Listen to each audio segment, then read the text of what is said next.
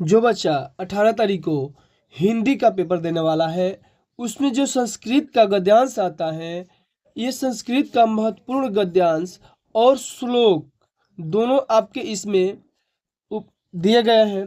Top top में है, यानी जो बार बार पेपर में पूछा जा रहा है वही इसमें दिया गया है। तो जो टॉप में 10 गद्यांश और 5 श्लोक दिया गया है, जो कि आपके पेपर में हर हाल में पूछेगा, इससे बाहर कहीं नहीं पूछेगा। तो आप लोग ऐसे ही सुंदर गद्यांश और श्लोक को ठीक तरह से पढ़ेंगे, ठीक है ना, और अच्छे से समझेंगे। और समझ में नहीं आएगा तो कमेंट में बताइएगा, फिर से मैं आपको समझाऊंगा। अगर उससे बना है तो वीडियो को 2 बार देख लीजिएगा, बिल्कुल आपके दिमाग में ढुक जाएगा। और एकदम ट्रिक के साथ संस्कृत का गद्यांश समझाऊंगा इस तरह से, ठीक है ना। आइए शुरू करते हैं। अगर पहला गद्यांश इस तरह से हो तो कैसे उसको करेंगे, अगर ना आए तो हम उसको कैसे लिखेंगे, दोनों तरीका बताऊंगा।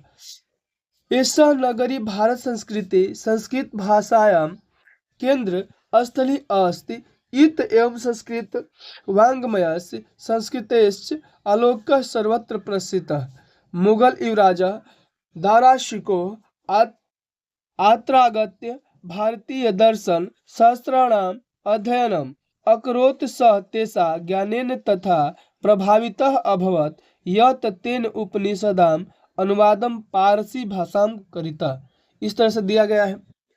तो इसका संदर्भ कैसे लिखेंगे, तो यहाँ पर लिखा है, प्रस्तुत गद्यांश हमारी पाठ्य पुस्तक हिंदी के संस्कृत खंड के वाराणसी पाठ से उद्गृत है। इस तरह से लिखेंगे, ठीक है ना, यानी वाराणसी पाठ से लिया गया है। उसके बाद देखिए अनुवाद कैसे करेंगे। बोला कि एषः नगरी भारत संस्कृत, मतलब यह नगरी भारत संस्कृत संस्कृत भाषायां केंद्र स्थली अस्ति, यानी यह नगरी भारतीय संस्कृत और संस्कृत भाषा की केंद्र स्थली है।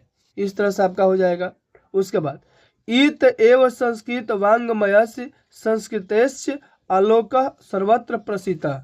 इस तरह से दिया है, यहीं से संस्कृत साहित्य और संस्कृति का प्रकाश सभी जगह फैला है, ठीक है ना, इस तरह से लिखेंगे। उसके बाद मुगल युवराजा दाराशिको आत्रगत्य भारतीय दर्शन शास्त्राणाम अध्ययनम अकरोत्। इस तरह से दिया है, बोला है कि मुगल युवराज दाराशिको ने यहाँ आकर भारतीय दर्शन शास्त्रों का अध्ययन किया, ठीक है ना, इस तरह से। उसके बाद देखो, सः एषा ज्ञानेन तथा प्रभावितः अभवत् यत् तेन उपनिषदाम् अनुवादम पारसी भाषायां कारितः। तो इस तरह से लिखा है, तो लिखेंगे वह उनके ज्ञान से इतना प्रभावित हुआ था कि उसने उपनिषदों का अनुवाद फारसी भाषा में कराया। किस भाषा में? फारसी भाषा में कराया, ठीक है ना, इस तरह से दिया रहेगा, ठीक है ना। समझ में आया होगा तो लाइक बटन दबाइए और सब्सक्राइब करना न भूलें, ठीक है। अब देखिए यहाँ पर दूसरा हमारा आता है, इयम नगरी विविध धर्मणाम संगमस्थली। तो इस तरह से दिया है, तो आपको क्या करना है, प्रस्तुत लिखना है, यानी संदर्भ। प्रस्तुत गद्यांश हमारी पाठ्य पुस्तक हिंदी के संस्कृत खंड के वाराणसी पाठ से। ये जो भी लिखा गया है आप इसको ब्लैक पेन से और कामा लगा करके, आप इन्वर्टेड कोमा लगा करके तब लिखेंगे, इस तरह से आपको समझ में आएगा, ठीक है ना। उसके बाद अगला हमारा है, इसका अनुवाद कैसे करेंगे, तो यम नगरी विविधम धर्मणाम समस्थली। तो दिया है, यह नगरी विभिन्न धर्मों के मिलन का स्थान रही है। क्या रही है? मिलन का स्थान रही है। महात्मा बुद्ध, तीर्थकार, पार्श्वनाथ, शंकराचार्य, कबीर गोस्वामी, तुलसीदास अन्य च बहव महात्मना आगत्य स्वीयान विचारान प्रचारयन। इस तरह से दिया है।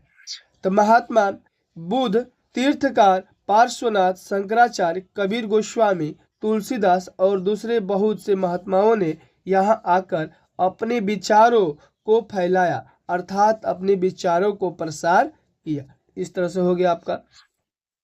उसके बाद देखिए, न केवलम दर्शनम साहित्य धर्मे विस्तृता, मतलब कह रहे केवल दर्शन साहित्य और धर्म में ही नहीं अपितु कला के क्षेत्र में भी यह नगरी विविध कलाओं और शिल्प कलाओं के लिए संसार में प्रसिद्ध। यहाँ रेशमी साड़ियाँ देश विदेश में सभी जगह पसंद की जाती है। यहाँ की पत्थर की मूर्तियाँ भी प्रसिद्ध है। यानी यहाँ से लेकर के यहाँ तक एक ही बार बता दी, ठीक है ना। तो आपको समझ में आया होगा। अगला हमारा क्या है, अगला हमारा इस तरह से है, आप लोग सामने है, ध्यान भी आ रहा होगा, दिखाई भी दे रहा होगा। एकदा बहवः जना धूमयानम रेलगाड़ी अरुणाः नगरम प्रति गच्छन्ति स्म तेषु कञ्चित् ग्रामीणं केचि नागरिका आसन मौनम स्थितेषु तेषु एकः नागरिकः ग्रामीण उपसन् ककथयत् ग्रामीण अदपि पूर्ववत् अशिक्षिता अज्ञाश्चन्ति न तेषां विकासम। तो इसको लिखेंगे संदर्भ।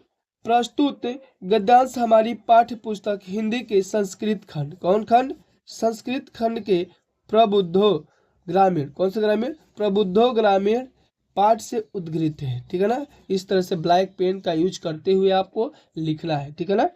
उसके बाद अनुवाद हम लिखेंगे। एकदा बहवः जना धूमयान रेलगाड़ी अरुणाम नगरम प्रति गच्छन्ति स्म। एक दिन बहुत से लोग रेलगाड़ी में चढ़कर नगर की ओर जा रहे थे। इस तरह से हो गया, ठीक है ना। उसका दो तेसु किंचित ग्रामीणम केचि, कह रहा है कि उनमें से कुछ ग्रामीण थे, कुछ नगरवासी, क्या थे, कुछ नगरवासी, नागरिका आसन माने कुछ उसमें से ग्रामीण थे तो कुछ नगरवासी, ठीक है ना। मौनम स्थितेषु एकः नागरिका ग्रामीण उपहसन अकथयत्। देखो यहाँ से अब हम कहेंगे कि उनमें चुपचाप बैठे रहने पर एक नगरवासी ने ग्रामीणों का उपहास उड़ाते हुए कहा, ग्रामीण पहले के भांति आज भी गंवार है, न तो उनमें विकास हुआ और न ही हो सकता है। इस तरह से दिया है। अब देखो ग्रामीण अदपि पूर्वत अशिक्षित अज्ञाश्चन्ति न तेषां विकासा, न उनमें विकास हुआ है न कुछ हुआ है। नगरवासी के इसके कथन पर सुनकर कोई चतुर ग्रामीण बोला, हे नगरवासी भाई आप ही कुछ कहे, क्योंकि आप शिक्षित और क्या है, समझदार है। इस तरह से आप अगर लिख देते हो तो आपको नंबर मिलेगा, एक भी नंबर नहीं कटेगा, ठीक है ना। आते हैं हम अगले प्रश्न पर, ठीक है ना। अगले हमारा गद्यांश क्या है, वो इस तरह से दिया है भारतीय संस्कृति तु सर्वेशा मातवा लंबिनाम संगमस्थली काले काले विविधाम विचारा भारतीय संस्कृतौ समहितौ। इस तरह से दिया हुआ है। इसका हम संदर्भ लिखेंगे इस तरह से, देखो आपके सामने है, ठीक है ना।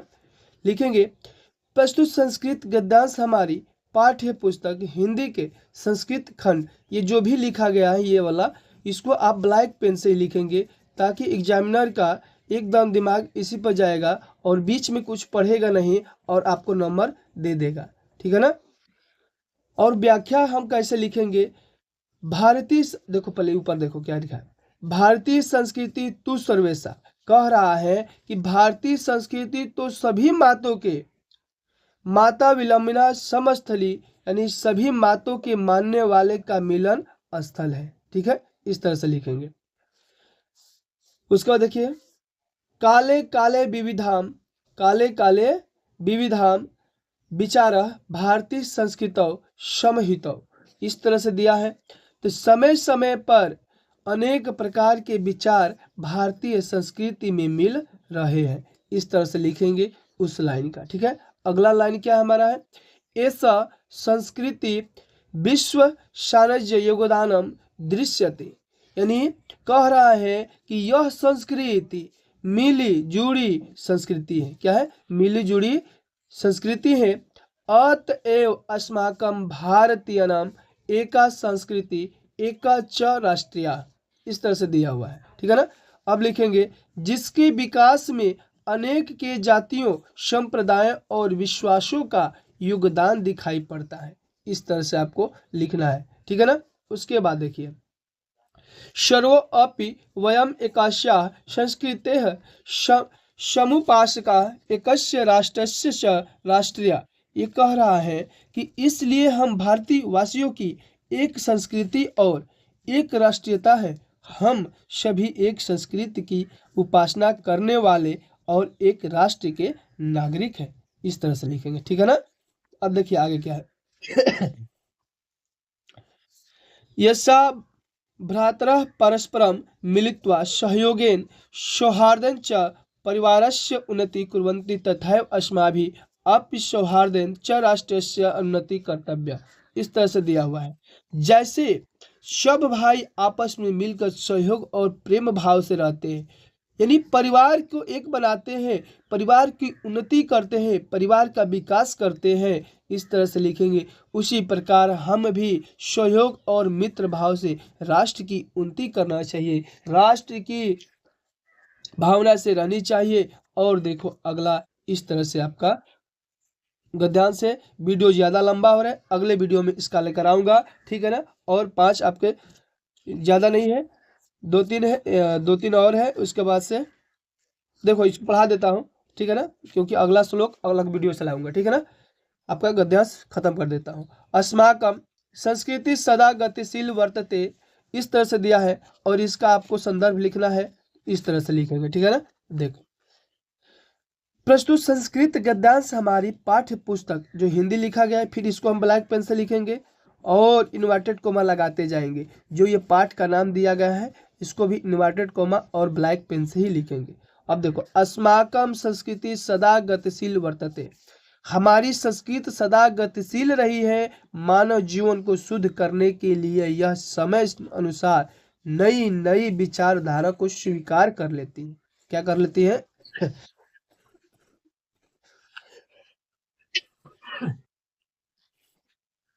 स्वीकार कर लेती है, ठीक है। अत्र दुराग्रह नास्ति यत् युक्तुक्य कल्याणकारी च तदत्र सहर्ष गृहीतम भवति। यानी कह रहा है कि और नई नई संस्कृति को शक्ति प्राप्त करती है, इसमें दुराग्रह नहीं है, जो युक्ति संगत और कल्याण करने वाला है। अब देखो यहाँ से एतस्य गतिशीलताया रहस्य मानव जीवनस्य शाश्वत मूल्य सुनिहितम यद तथा यथा सत्यस्य प्रतिष्ठा सर्वभूतेषु स्वभाव समभाव विचारेषु औदार्यम आचार्य दृढ़ता चेत। इस तरह से दिया हुआ है, इसका यहाँ पर है। वह इसमें हर्ष सहित ग्रहण किया जाता है। इसकी गतिशीलता का रहस्य मानव जीवन में सदा रहने वाले मूल्यों में स्थित है, जैसे कि सत्य के लिए समान, सभी प्राणियों के लिए प्रति समान रखे, विचारों में उदारता और आचरण में दृढ़ता रखे। और बाबू आपका ये पद्यांश को मैं अगले यानी श्लोक को अगले वीडियो में लाऊंगा, और आप लोग इस वीडियो को भी प्यार से नहीं दिए और अगले भी वीडियो को दीजिएगा, और आप लोग के 18 तारीख के पेपर में धुआं धुआं इससे उड़ेगा, ठीक है ना। आपकी उज्जवल भविष्य की कामना करता हूं। आपकी 18 तारीख का पेपर बहुत अच्छा से हो।